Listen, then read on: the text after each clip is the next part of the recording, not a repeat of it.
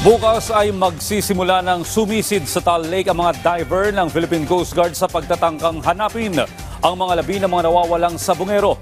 Yan ang ulat ni Luisa Erispe. Nagsimula na ang operasyon ng gobyerno sa paghahanap sa mga labi ng mga nawawalang sabungero na di umano'y itinapon sa Taal Lake. Ngayong araw, sakay ng Philippine Coast Guard, sinurvey ng Department of Justice ang lawa.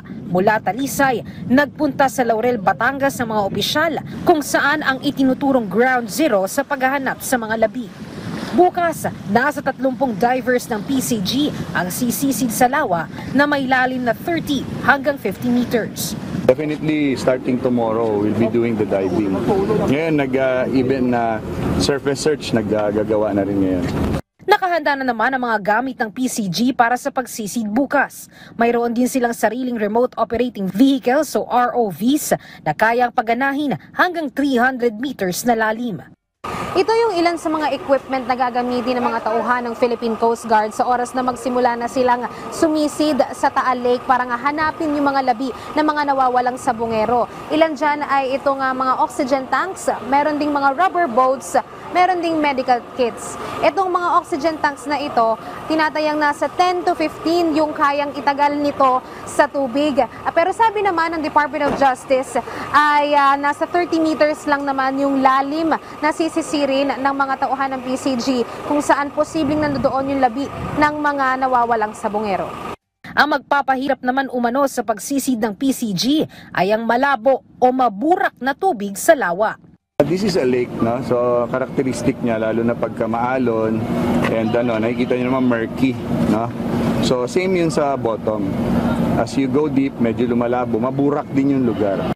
Naniniwala naman ang DOJ kahit 4 na taon na mula nang nawala ang mga sabungero, posible pa rin may mahanap na mga labi nila. Ang partikular naman hahanapin ng PCG divers ay ang mga sandbag na di umano'y nakatali sa mga sabungero. May mga nagsasabi po na meron pa po tayong maabutan. They indicated certain factors, dahil what we're dealing with now is more fresh water.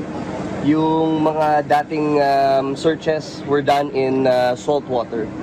So there are experts advising us on what we should be looking for.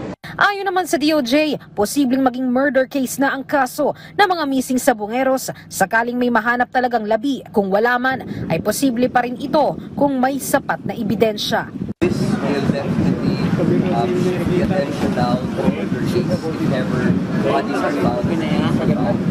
So we do hope to see remains that will match the DNA of those missing cockfight enthusiasts. Hindi naman anya titigil ang pamahalaan sa pagsisid sa lawa hanggat hindi nasisiguro kung meron o walang labi. Nilinaw din ng DOJ, hindi lang ito base sa pahayag ni alias Totoy o Julie Patidongan na isa sa mga sospek, kundi galing na rin sa iba pang mga impormasyong nakalap nila. We are just here to make sure that we turn every stone.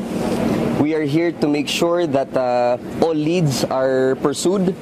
Kasi po, ito po ay isang napakalaking kaso and we really do want to get to the bottom of this. Samantala, ang LGU naman ng Talisay hiniling sa pamahalaan na sana maging mabilis ang operasyon dahil apektado na umano ang hanap buhay ng mga residente na nagbebenta ng tawilis. Dahil kasi sa takot, bumaba ang kita ng ilang nagtitinda sa lugar.